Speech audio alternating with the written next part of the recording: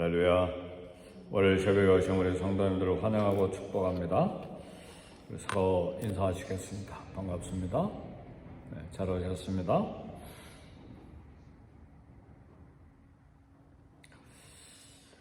성경은 윤리책, 도덕책 아니고 또 과학책도 아니고 역사 교과서도 아닙니다. 물론 성경에는 역사도 들어있고 또 윤리 도덕 이야기도 있고 시와 노래가 있고 문학적인 작품도 있고 또 법에 관한 내용도 있습니다. 그러나 그런 것들이 포함되어 있지만 성경의 목적은, 가장 핵심적인 목적은 구원의 문제를 다룹니다. 이런 시각에서 성경을 볼 때에 성경은 구속사적인 관점, 다시 말하면 구원의 관점에서 성경을 봐야 됩니다. 따라서 성경의 모든 내용은 기록된 내용에 인간 구원의 진리가 들어 있습니다. 이스라엘 한 나라의 역사도 기록이 되어 있지만 그것 자체가 구원의 진리를 포함하고 있다는 말입니다. 예를 들면 이스라엘이 가족이 이집트에 종로로 400년 하고 60만 대군이 남자, 여자, 어린아이, 노인 다 포함하면 200~300만 명으로 계산하지만 이 출애굽 역사도 이스라엘 국가 민족을 이루기 위한 역사처럼 보이지만 그 자체가 구원의 역사를 담고 있습니다. 사울을 통해서, 다윗을 통해서 수많은 북쪽 이스라엘 역사와 남쪽 유다의 역사가 있지만 그 안에도 구원의 진리가 담겨 있고 시편의 모든 노래에도 구원이 달려가 있고 또 모세오경 율법에도 구원의 진리가 담겨 있습니다. 그래서 우리는 성경을 읽을 때 어떤 사건, 어떤 인물, 어떤 역사, 어떤 도덕적인, 윤리적인 또 법적인 시와 노래를 다 들여다볼 때에 구원을 발견해야 됩니다. 그래서 우리 주님이 말씀하시기를 모세 글과 선자들과 시편이 나에 대해서 기록했다. 그렇게 우리 주님이 말씀하신 것입니다. 오늘 열왕기상 7장 23절에 나오는 놋바다는 놋으로 만든 대야를 말하는데 바로 놋바다, 이 한 성전 안에 들어있는 한 기구도 역시 구원의 진리를 담고 있다. 이렇게 구속사적인 관점에서 들여다봐야 합니다. 놋으로 만든 대야를 바다라고 이야기하는 건, 바다는 우리 사나모니카 앞에 있는 태평양, 또 동부에 있는 대서양, 이런 바다를 두고 하는 말입니다. 놋으로 만든 바다라, 이렇게 왜 대야를 바다라고 했는가? 성전 안에 두기에는 굉장히 컸어요. 이 놋 대야 높이가 2.5m 정도 됐고 둘레가 약 13m. 그리고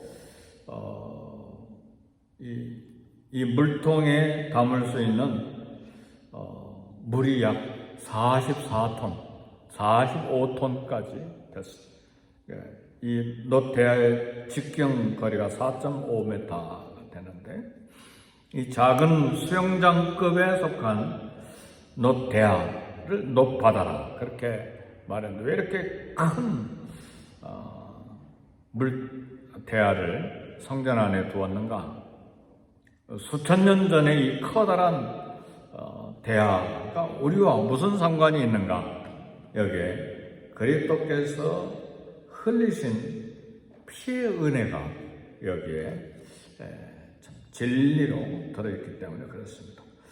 놋바다에 이 죄 씻음에 관한, 대속에 관한, 그리스도께서 우리를 위해 대신 죽으시고 그 은혜로 우리의 죄를 씻음받은, 그것을 구속이라고 말하잖아요. 속량이라고도 말하고, 또 나를 대신해서 우리 주님이 이루어지신 거기 때문에 대신 속량했다, 대신 속죄했다, 그래서 대속이라고 말해요. 단어들이 참 어려워요. 그죠? 속량, 대속, 그런데 그건 모두 다 구속이라고도 말하죠. 또 구원의 진리가 그 안에 들어있으니까 모두 다 예수 그리스도께서 이루어주신 죄 씻음에 관한 내용입니다. 그래서 놋바다의 구속사적인 의미는 죄 씻음에 관한 것입니다. 실제적인 사용의 용도는 제사장의 손과 발을 씻고 몸을 다 씻는 그런 대하입니다.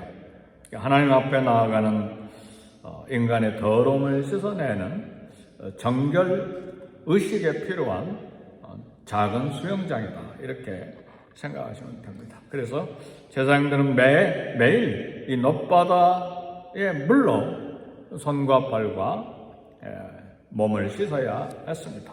영적인 의미는 인간의 구원은 그리스도의 흘리신 피로 인해서 죄 씻음을 받아야 된다는, 그리고 그리스도의 흘리신 피로 죄 씻음을 받을 수 있는 절대 진리를 가르쳐 주는 것입니다. 그래서 구원받은 우리 성도들은 매일 보혈의 의미, 예수님의 흘리신 피를 보배롭다 해서 보혈이라고 그러잖아요. 보혈의 의미를 묵상해야 됩니다. 죄값을 지불하고 죄를 씻어주시고 용서하신 이 구속은 예수님을 믿을 때 이루어집니다. 그러나 구속받은 하나님의 자녀들의 삶은 예수님을 믿는 그때에, 나를 대신해서 십자가에 피 흘려 죽으신 예수님을 믿는 그때에 죄가 다 용서되지만 매일매일 또 죄를 씻어야 되는 우리의 더러움이 있어요. 한번 죄 씻음 받음으로 의롭다함을 받고 구원받은 하나님의 자녀가 돼서 원죄 자범죄가 다 용서됐지만 그건 하나님의 법정적인 선언입니다. 하나님의 법이 그랬기 때문에 용서가 된 거예요. 그러나 실제 우리 삶 속에는 어제도 죄 지었을 수가 있어요. 오늘 또 죄 지을 수가 있고 내일 또 죄를 지을 수가 있어요. 아직 죄에서 완전히 자유함을 얻지 못했기 때문에, 죄의 영향력이 우리 삶 속에 있기 때문에, 그래서 구원은 받았지만 죄는 계속해서 매일매일 씻어야 됩니다. 그래서 우리 주님도 제자들 세족식 하실 때에 베드로가 손과 발만 아니라 전체를 다 씻어주세요 그러니까 이미 목욕한 자는 더 목욕할 필요 없고 손과 발만 씻으면 된다. 우리 주님이 그렇게 말씀하신 것은 예수님을 믿음으로 구원받은 사람들은 이제 구원받기 위한 죄 용서함이 아니라 매일매일 있는 더러운 것, 지저분한 것을 씻어내는 그런 죄 용서가 필요하다, 그 말입니다. 그래서 구원받았어도 자꾸 죄로 더럽혀지는 영혼을 날마다 깨끗하게 해야 됩니다. 사랑하는 성도 여러분, 그래서요 우리가 양심에 어긋난 일, 거짓된 삶, 끊임없이 하나님 앞에 고백하고 끊임없이 죄를 씻어내야 됩니다. 그렇지 않고 어떤 사람들은 그래요. 예수님 믿음으로 죄 용서함을 받았으니까 이런 죄는 이미 과거와 현재와 미래의 모든 죄를 용서받았으니까 회개할 필요 없다. 그럼 벌써 이단으로 나가는 거예요. 그 사람들이 누구냐? 구원파들이에요. 그래서 구원파는 주기도문을 외우지 않아요. 왜냐하면 우리 죄를 용서해 주옵시고 우리가 우리 죄를 이웃의 죄를 용서하는 것처럼 우리 죄를 용서해 주시고, 구원파 이단은 주기도문을 그래서 하지 않아요.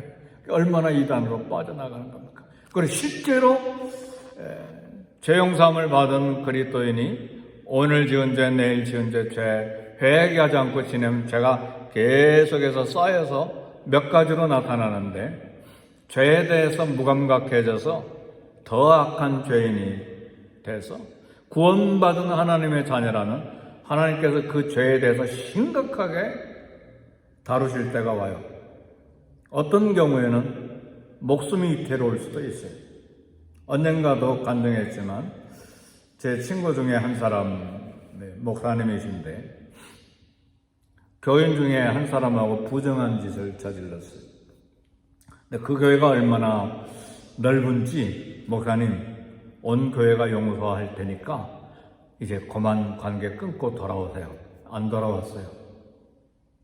결국 하나님께서 40대 중반에 목숨 데려가 버리셨어요. 즉사에서 즉사. 그러니까 지도자이기 때문에 하나님께서 더 가혹하게 다루신 거예요. 그 영혼은 구원받았지 모르지만 육체는 더 삶을 하나님께서 허락하지 아니하신 것이죠. 또 다른 문제는 회개하지 않고 계속해서 그리스도의 거룩한 보혈이 용서해 주셨는데 회개하지 않고 계속 죄를 짓고 있으면 구원을 의심해 봐야 돼요. 왜냐하면 구원받은 사람, 거듭난 사람, 중생한 사람은 그 죄 때문에 반드시 양심이 고통을 당하고 하나님 앞에 몸부림칠 수밖에 없어요. 영원히 정신이 없어요. 그러니까 예수님에 관한 그 영화를 하나 보니까 참 가룟 유다의 정신적인 상태를 참 묘사하는데 실감나게 묘사를 했어요. 가룟 유다가 예수님을 돈 은 30에 받고 팔아먹었잖아요. 그리고는 양심에 갇히게 되니까 돈을 성전에 던져버리고 그 다음에 이제 행동이 나타나는데 어디를 가도 평안이 없어요. 그리고 죽은 낙타 머리가 그 앞에 있고 막 파리가 윙윙윙 거리니까 막 정신없이 돌아다니는데 실제적인 모습보다 영혼의 상태를 이야기하는 거예요. 회개하지 아니하니까 영혼이 견딜 수가 없는 그런 방황, 고통, 저주 그런 모습을 보이는 것이죠. 베드로처럼 회개하고 주님께 맡겨야 되는데 자신의 문제를 자신이 고통스럽게 안고 있다가 제 길로 갔잖아요.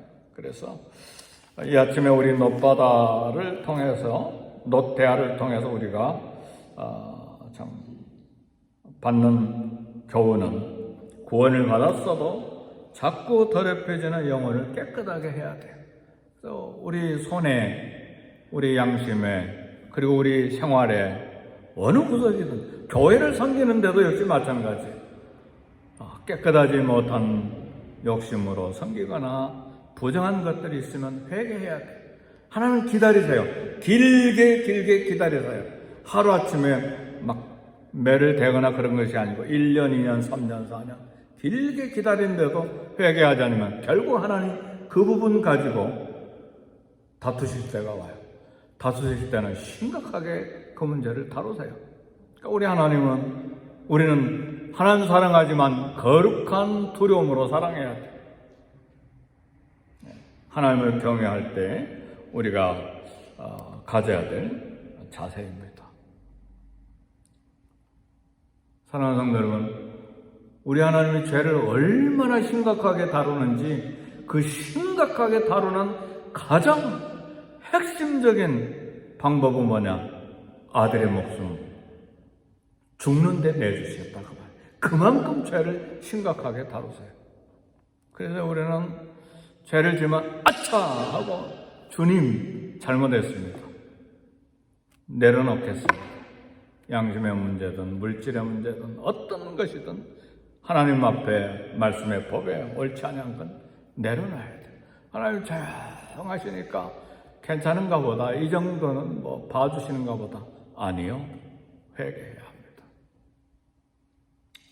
요한일서 1장 7절에 보니까 그 아들의 예수의 피가 우리를 모든 죄에서 깨끗하게 하실 것이요 그랬습니다.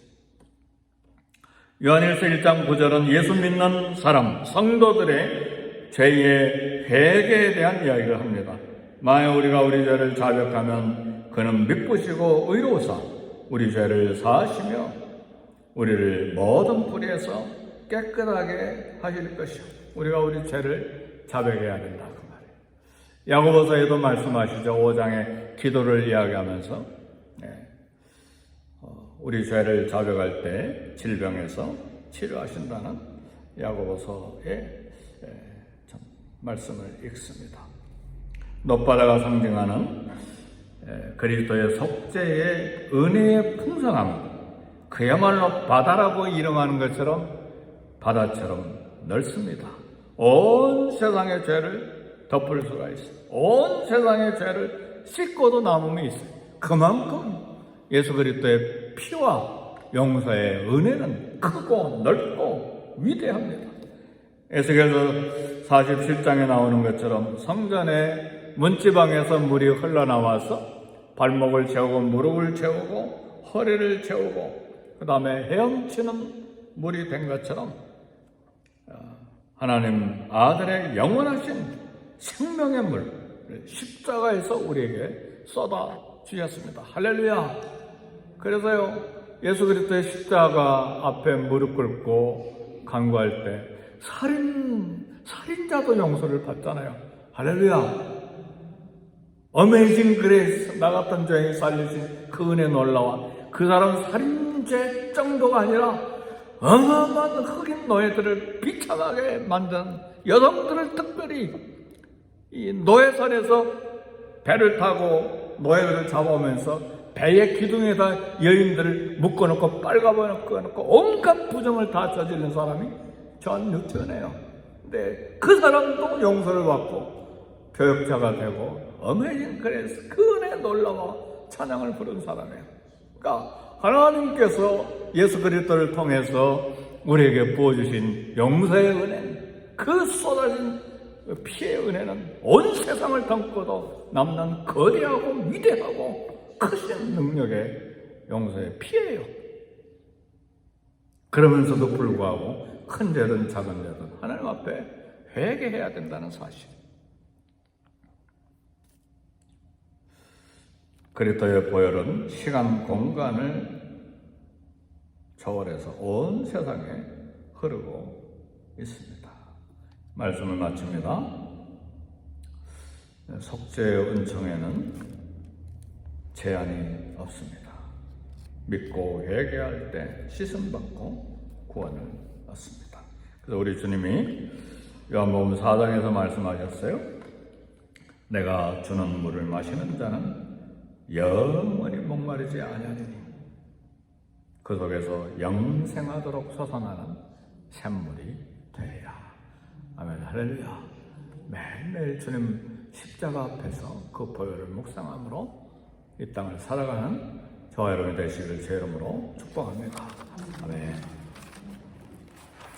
토요일 날 바다에 가 있는데 이번 주에는 우리 교회 본당 뒤가 조금 복잡할 거예요. 여러분 갔다 오니까 기도하셔서 안전하게 또 좋은 열매 거두도록 기도하시길 바랍니다.